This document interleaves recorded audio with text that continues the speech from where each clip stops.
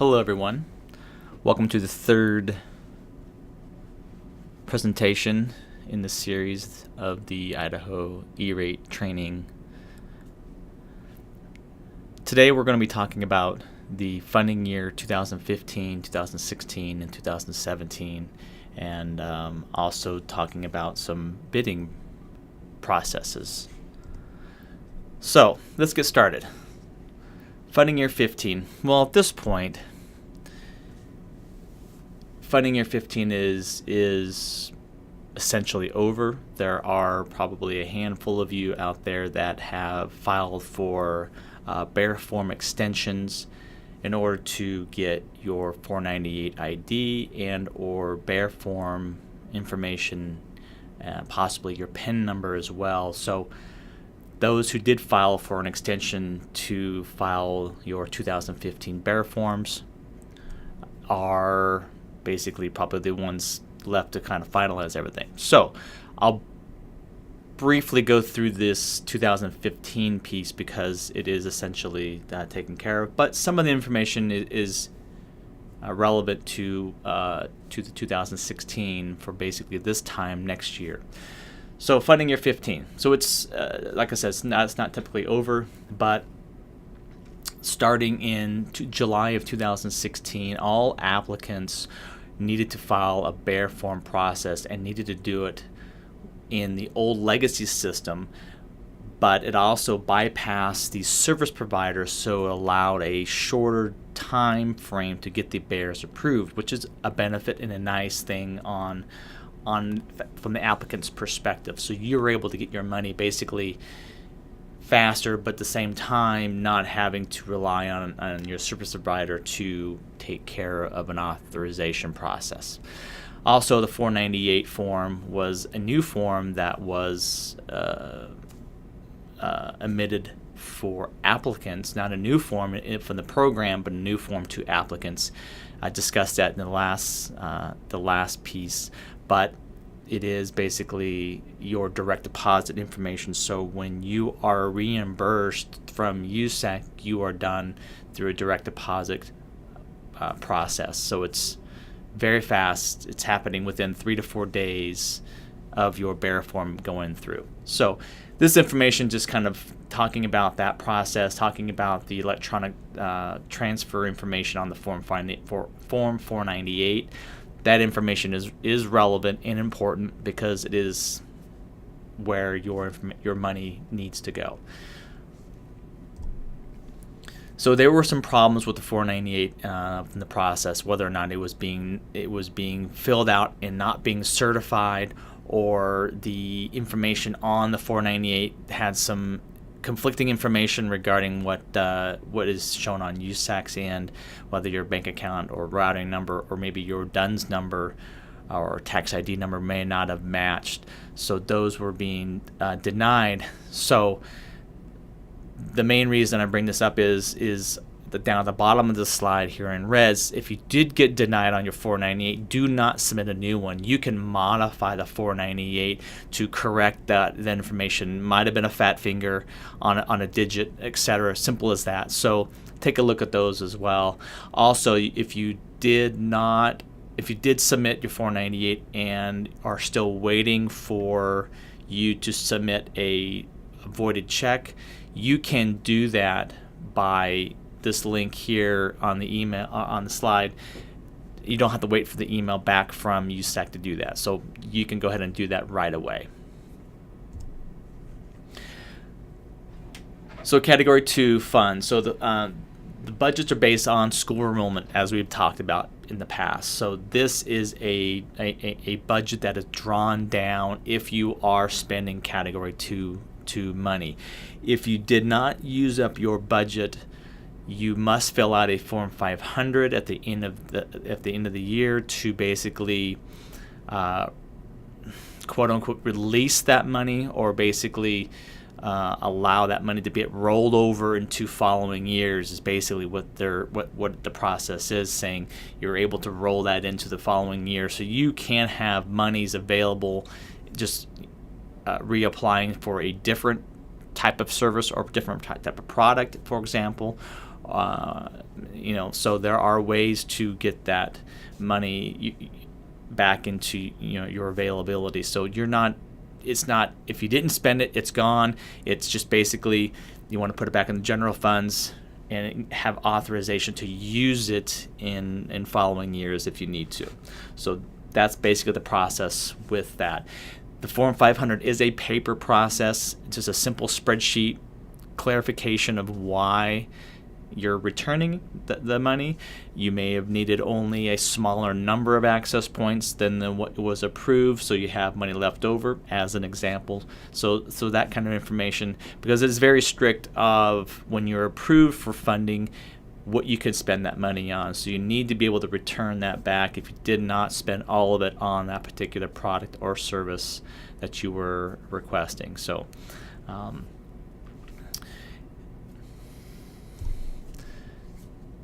calculating the Category 2 budgets, the remaining funding for that. So as an example here, as noted before, your budget is calculated by multiplying $150 per student. That is your pre-discounted budget. So as an example, here in this following example, you have School A that has 300 students. They calculate their Category 2 budget by multiplying 150 times 300, basically giving them $45,000 to use for Category 2. They only applied for products and services that equated to $25,000. So they have essentially a money left over in their budget, which would be $20,000 remaining in that remaining 4 years. So they still have that money to use if they choose to do so in the following years. So if after the first year school enrollment goes up, in this case goes up by 25 students from 300 to 325, they, by calculating the 25 additional students times the 150, you would get $3,750 that could be added back into your budget because you have a higher student population. So that would basically mean $20,000 plus $3,750. You would have a total $23,750 available for the following year. Now, note on the bottom of the sheet here, you can use that student information, your enrollment and NSLP, for 2 years. So, for example, if your student enrollment does go down, you are allowed to use the following year. Now, take this as well, is if you have multiple schools in your district, let's say, or multiple libraries in your library system, you can't just pick one site and use that and not use a different site. Like you want to just use a student count for last year on this site, but this year for this site. You have to pick 1 year, and it has to be used for the entire library system or school district.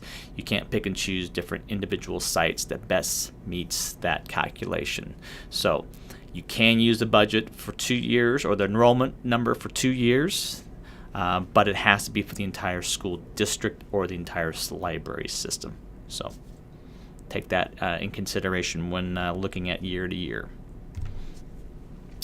These are some resources that USAC has available for applicants. The first one is the old legacy BEAR filing system. So this only applies to those that have not finalized their BEAR, got the extension, and need to finalize that BEAR form before February, I believe, is the deadline on those. So that is the link there for you if you don't already have that.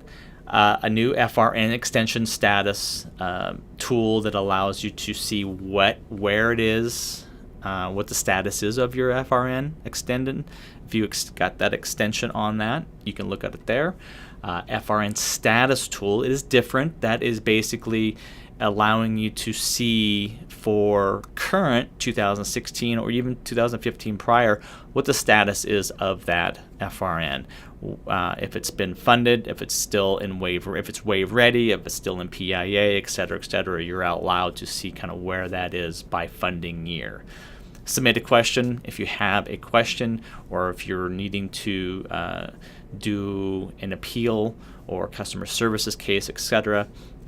There's that link for it. And also glossary of terms, just kind of a PDF of different terms, different acronym, the acronym world that the E-rate world is living in. That just kind of gives you a shortcut document to look at through the process if you need to use that. So let's move on to funding year 2016, as we are in the middle of that funding year. Now, this information is obviously as of October, so it's a couple months old, but it kind of told a story. So this is kind of where the root of the problem existed, where USAC had two 471 filing windows. And they had to do that because of how student enrollment is connected to either a school district or a consortium or a library. So those are done differently. So there was issues and problems that the EPC portal was having regarding how the student population was factored. So they had to have all the non-consortium and non-libraries, so all typical districts or libraries are filing as an applicant, separate window, and then that window would go through, open, close, and then lock them out, and then allow the libraries and consortiums to go in, because the enrollment number was factored by the original school site. So that had to be excluded and locked out before any modifications can be done on or applications can be done on the consortium and libraries. So long story short, the problem started from there because everything downstream delays have occurred. So this chart shows basically the FRN status and committed dollar amounts to those FRNs. So we are, as a state, as of October, it's definitely increasing. It's coming back, but we are several months into the funding year, and there are some still applicants that don't even know if they've been approved or not. So it's definitely risky, definitely apprehension, confusion, etc. So just this kind of tells kind of where Idaho is in the process as of October. That's gotten better over the last couple of months because they have started to approve a lot more FRNs and dollar amounts in there. So that is a growing trend. Hopefully by end of December this month, we'll be able to see all the FRNs through the system. So, and this is what USAC is saying. Basically, they're saying that the FY 2016 FRNs, funding year 16, will be committed by the end of December. Hopefully, that's going to hold true. We'll soon see. If you have not received a FCDL, a funding commitment decision letter, on your FRN yet, you're still waiting on that. And if you have things, you've received questions from PIA, respond back to them, reach back out to them, find out if there's anything more that you need to provide. They need to help the process along. So that is something proactive that can be done. Express your urgency, etc. And again, the link here at the bottom is just your FRN status tool to find out where it is in the process, so you can identify that information exactly. 486. If you have received an FCDL on your FRN, it's time to file your Form 486. That 486 basically tells USAC the services have started. Obviously, if we're in funding year 16, services have begun and several months into it, and that you are SIPA compliant. There is a deadline, so pay attention to this. Is you have to fill out your 486 120 days after you receive your FCDL. That is important to know. So take a look at it. It's a quick, easy, fast form. Should take you literally less than a minute to do once you get into it. So it's easy, quick form to do. Purchasing Category 2 equipment before your FCDL. Yes. Can you do this? Yes, absolutely. Is it a risk? Yes, it is a risk because you have not been approved yet. So just bear in mind, if you have done purchasing and you have not received your FCDL yet, you can do that. It is a risk, but rest assured, hopefully that will get approved, and then at the end of the year, everything needs to be, as far as your sheet has to be balanced, regarding your bear form and that FRN. So all that needs to be balanced out toward the end of that funding year, which is basically this time, or late summer, early fall of 2017. Also, on any Category 2 equipment, it is extremely important to have a decent or some sort of asset tracking system. There are some low-tech versions out there that you can use by just having a simple barcode scan with your smartphone. You can scan that information that goes to another database, small, easy database that has more relevant information of what that product is, when it was purchased, what funding year it was purchased, what PO was purchased on, location of where it's at, et cetera, et cetera. So all that information is vital if you are to go into an audit. So that information is easy to track, easy to pull up, easy to identify, and easier to get out of the audit cleanly as well. So something to bear in mind on all Category 2 equipment, because Category 2 equipment cannot move. If you designate a location, it cannot move to a different location within a 3-year period, unless there's justifications on why, fire, flood, or some reconstruction or something needed to be moved because of something significant like that. But otherwise, that equipment must stay put for at least 3 years. Then after that, you can move it to different places. So lessons learned from 2016 that we're applying in 2016 that we learned last year is basically the small narrative boxes on the Form 470 are not a place to put a lot of information. So this also goes along the lines of an RFP is vitally important, in my opinion, with every 470, regardless of state law and regardless of E-rate guidelines. My opinion, I think an RFP should accompany every 470 that's put out there, because that is where more details on the information of what you're requesting, different tiers, different years of terms, business terms and conditions that the school district or library system needs to have as part of your school board, etc.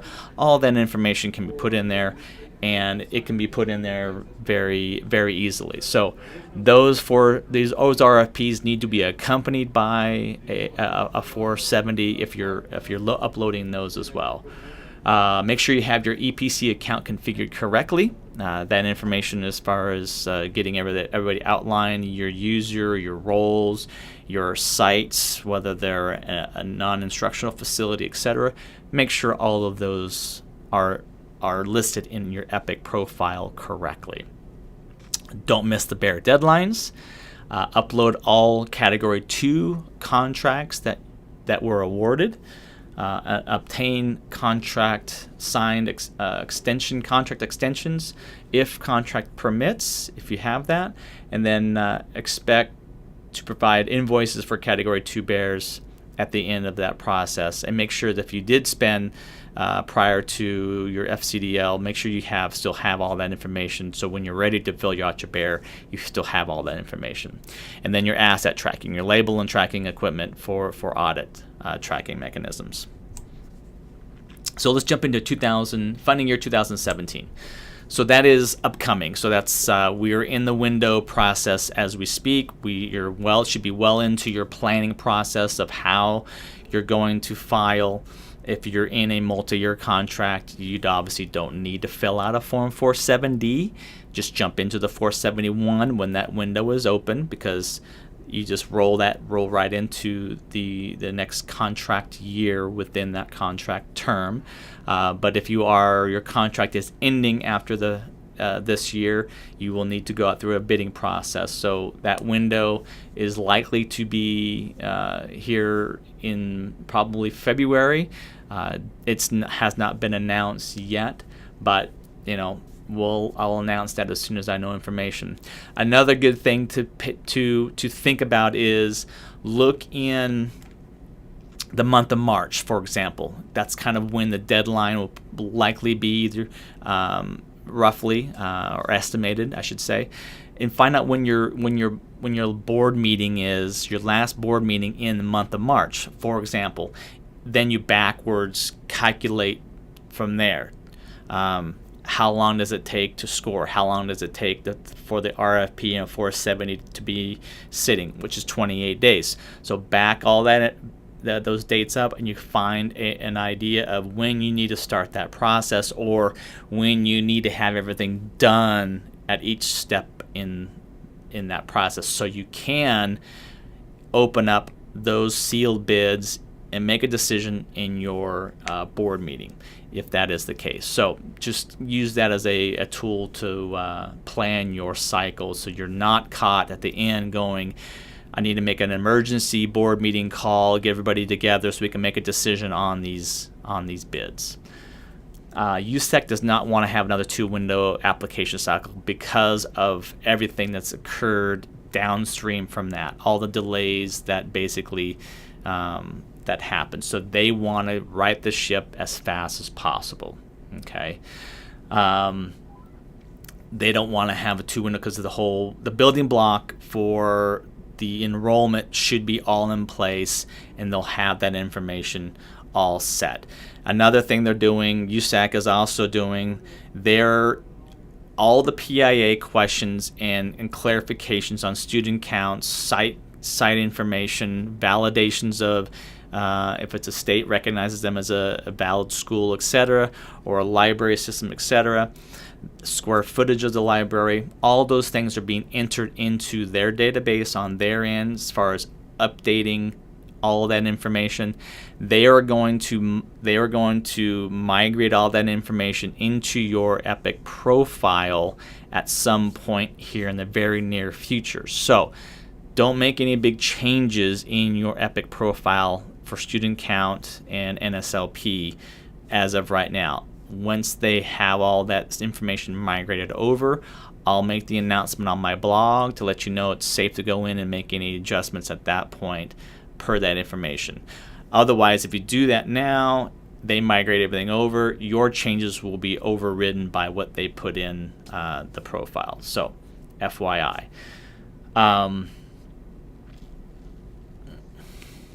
Yeah, so I'll again, like I said, I will let everybody know via my blog and announce that when it's safe to go into your profile. Okay? So there's a lot of work to be done outside of the window this coming funding year. So there are contract records can be entered in Epic now. Existing contract records will continue to exist. So there are going to be benefits from all the heavy lifting that was done in funding year 16. There's going to be benefits that you're going to see in the Epic profile for 2017 because student enrollment's already there, your NTCs are already in there, your contracts, if you're in a multi-year contract, your FRNs, etc. If you're just moving from one year to the next, all that information is going to be in there, so it's going to be very easy to see that information. So historically, you've had to basically start over every year with your information. I mean, your name, your address, your zip code, your sites, all that information had to be entered in every year. Now all that information is going to be in there already. So you have a baseline information. Minor modifications should take you a lot less time to go through the window process, which is nice. Copy FRN tool was one of those things. So there's going to be a copy your FRN if you're moving it from one year to the next. So that'll just basically move it right into the next funding year application, which is nice. USAC wants to have, their goal is to have all funding commitment decision letters approved or decided on by July 1 of 2017, which should be the case. That should be their goal every year because that's when technically your funding year starts and you want to have a decision on your services or your products by then. That's the ideal. Okay. 471 window. Plan on end of March. will be the deadline. I think they're talking about maybe as early as February and end of March will be the window. Shorter window. Historically, it's 70 to 75 days. They're thinking it's going to be closer to 60 days because of these benefits that I just spoke of. It's going to take you less time to get through that process in the window. So there's work to be done outside of the window. Get that prepped and taken care of, and then your in-window work should be very short and easy to do. But again, I will make the announcement on when that becomes official, the open and close dates of the 471, because that's vital. So what's not changing? So the Form 470 and 471 will not change. There will, however, be some minor wording tweaks to help explain what is needed in a certain cell or line item, etc. So sometimes there's been some questions that applicants are just not 100% sure what they're asking, what they're needing. So they're going to make some minor tweaks to those, but that's really going to be all on that. The Category 2 templates will stay the same. The enrollment in NSLP upload templates will be the same. No changes there. Those help larger districts and larger library systems to upload multiple sets of information. The EPIC framework will not change. The coding will not change. Functionality will not change. Likely won't change until funding year 2019. That is when USAC is really, their goal is to have everything, either this product changed and modified to more streamlined approach as the vision that they've had with it, or if they maybe they're working on something in the background. I don't know, but the goal is to have everything much smoother by funding year 2019. 2017 funding year 2017 eligible services. This list did not really change from last year to this coming year. There have been some questions on proximity of buildings and whether that's considered Category 1 and Category 2. There's been some clarifications on some of that. Really don't have any big examples from an Idaho standpoint, but just know that if there's any questions, you're welcome to reach out. I'm happy to give some clarifications on some of that.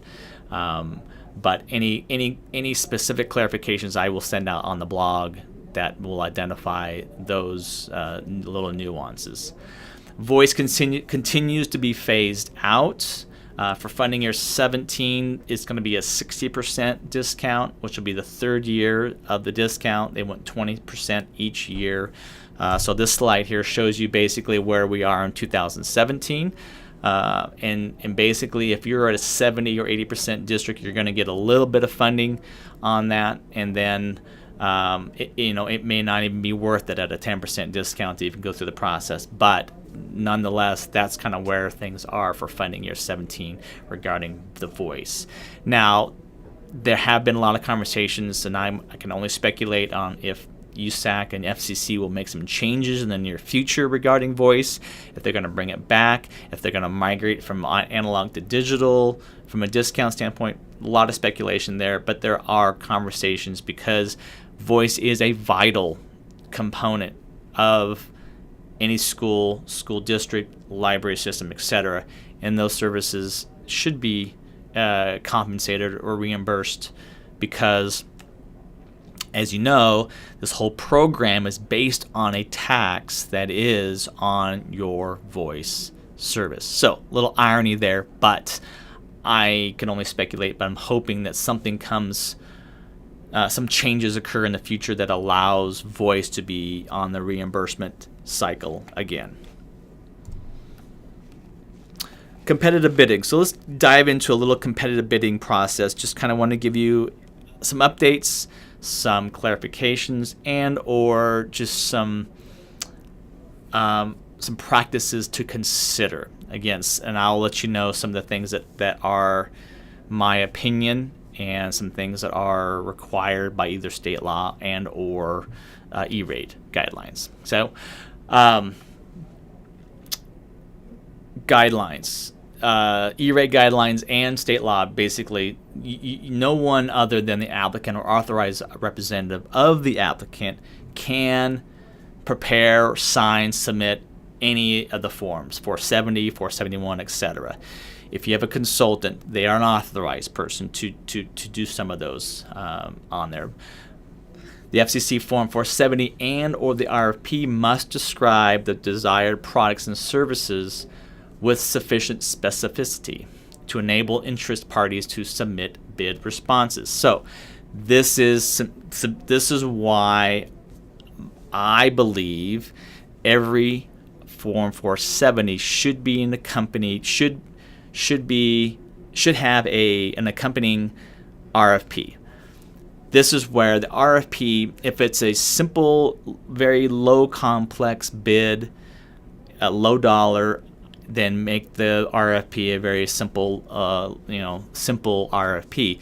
But you're able to put your terms and conditions, your expectations. What are you wanting? It gives you a layer of protection for the school district or library system, etc., on the process. It also allows you to give you an explanation, a little bit broader or more detailed explanation of the products and services that you're wanting bids on, etc. So that's kind of why I think an RFP should be accompanied with every 470, even though it may not by state law be required.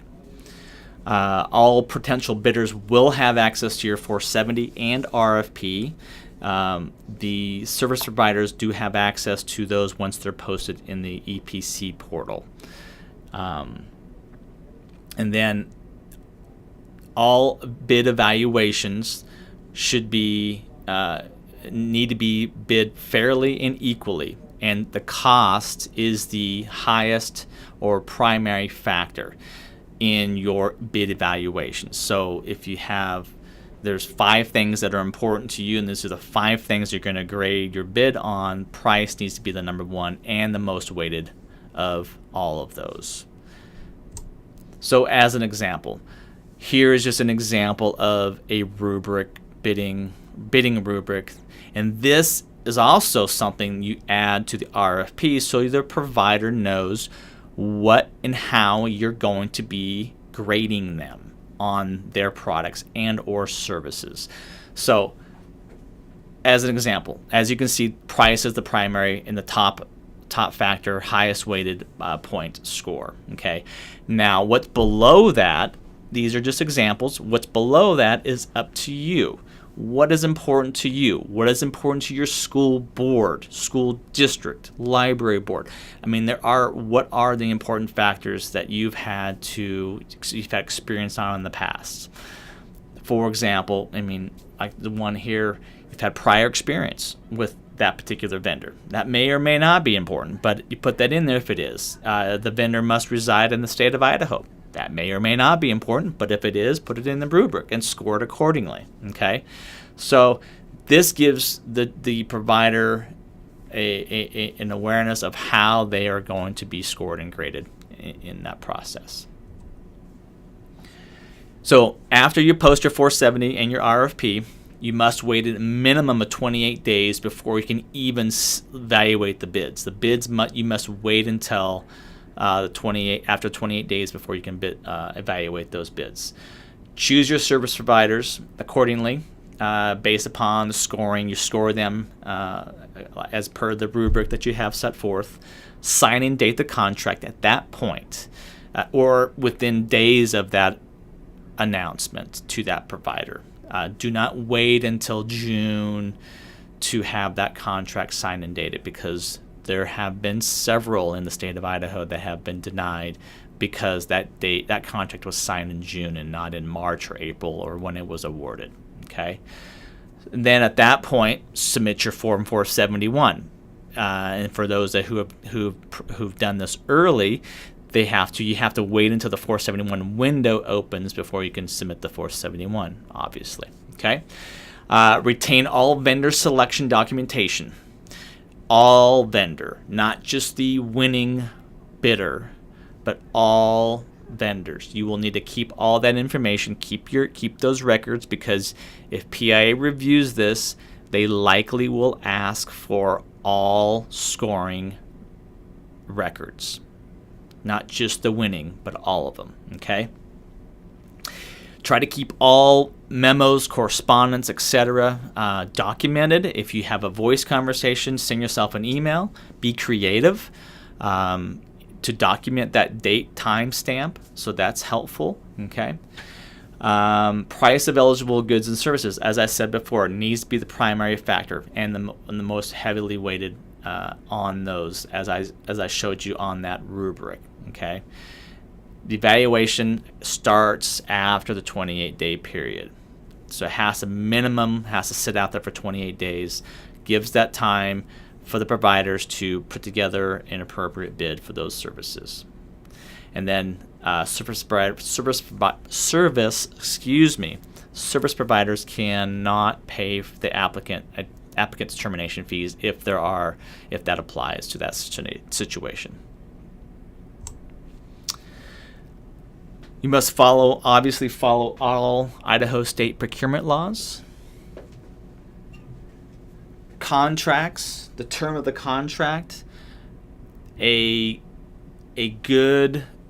recommendation is 3 to 5 years. That is, and this is for mostly for category 1, not for category 2, but for category 1. I mean, there are some services for category 2 that you can follow this model 3 to 5 year, because if you have a internal services agreement, provider's taking care of your Wi-Fi and managing all that, then yeah, multiple years is good there as well. But typical contracts should be 3 to 5 years. That's typically where you see your price breaks. You get price breaks after that 3-year mark and beyond. But I really recommend not going beyond 5 years, because technology and things and pricing is changing so fast. You don't want to be paying a higher amount when you can be paying less after that 5th year. Okay, so also maybe a good recommendation may be 3-year, but with the opportunity to extend that contract a year up to 2 additional years. So that would be that'd be a 5-year contract in total, but you're able to make the evaluation after that 3rd year if it still makes sense to continue. If the price makes sense, service makes sense, everything is all good, you can continue on. So that gives you an opportunity there. Determine your bandwidth needs. Now think ahead. And so what is your need today may not be your need in year 3 or year 4 or year 5. You want to make sure you're covered within that whole term of the contract. Okay. If you issue an RFP, make sure you have all supporting documentations are attached to the RFP or attached to the 470, which the system allows you to upload those documentations in there. And then Epic will require an RFP if you're doing requesting for bids or services on leased, dark, or self-provisioned fiber. So just know that. So here's an example when I want to talk about bandwidth needs and what you want to do planning for. So use this as an example. So in this case, we have a school. Student population is 500. Okay, you can use your CETA standard or CETA guideline that the FCC has adopted for 2017 and 18, which is at a 1 meg per user. Okay, so if your current bandwidth is at 100 meg, okay, your 500 times 1 meg, you're at 500 megs for that school year of 17, 18. Now you can plan up and look at, if you use the adoption of the CETA guideline for 2020 and 21 at 4.3, that's a lot of bandwidth. But, and we're not saying you go out and buy that much. I'm saying plan for that much. So, for example, in this example, you want to put your 470 in RFP bandwidth request for give me 100, 200, 300, 500, and 1 gig pricing in those increments. 3 to 5 years. Give me a 3-year bid and a 5-year bid. Maybe something you can request as well. At least a 3-year, and then get pricing for each one of those levels. And then whatever and then when you get approved, you're typically getting approved by, let's say, a 500 meg, because that's your 1 meg per student. Then you're able to start out at the 100 meg and then move up as bandwidth needs grow. And then automatically you are approved because you are being approved for 500 in this example, okay? But you're only buying what you need. But you can scale in that range during that contract term and still be eligible for E-rate reimbursement on even those new invoices for the higher amount. Again, any questions on this process of this recommendation, happy to discuss this further with you if you have any specific questions on that, okay? So RFP considerations, cannot list specific, this is on category 2, excuse me, this is on category 2 stuff. So you can't list specific models of products when you're seeking bids on equipment. So if you can't say I need a model XYZ, make a model this is what I need a bid on. You want to say I need model XYZ or equivalent, so that technology, multiple manufacturers can manufacture that same like model, same technology, so you need to be able to specifically call out that technology rather than the maker model of that product, okay? Applicants may set some eligibility service requirements. Again, that's a good place to put it in your RFP, okay? Applicants may require service providers to provide services that are compatible with one kind of system over another. So if, for example, you have a controller, a specific controller, and you need to have the access points work with that specific controller, you can call it out that way. If you're not buying that specific controller, but you're using it in that environment, you want to make sure your access points that you're getting bids on works with that specific controller. So in that example, you can call out that controller because you're not buying that controller in this case, okay? And then bidder disqualification criteria must be spelled out in the 470 and or the RFP and be available to all.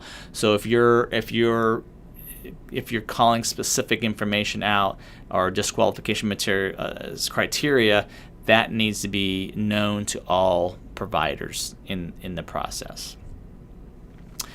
Reminders. So 2015 bears. If you haven't filled out your bear for 2015, funding year 15, you filed an extension, please do so once you get all your pertinent information. If you filed, and that's if you filed for an extension on that, okay? Make sure you get those completed.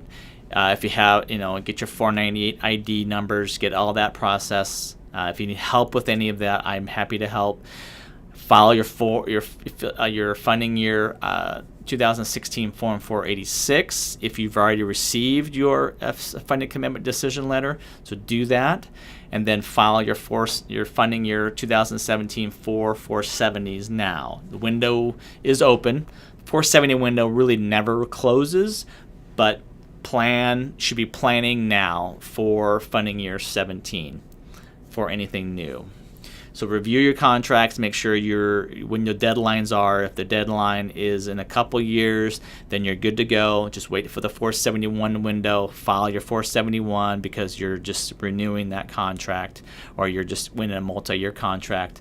If you're looking at category 2 equipment, make sure you know what your needs are and plan for that because there's money available and we want to make sure you guys get that money for category 2 while it's available.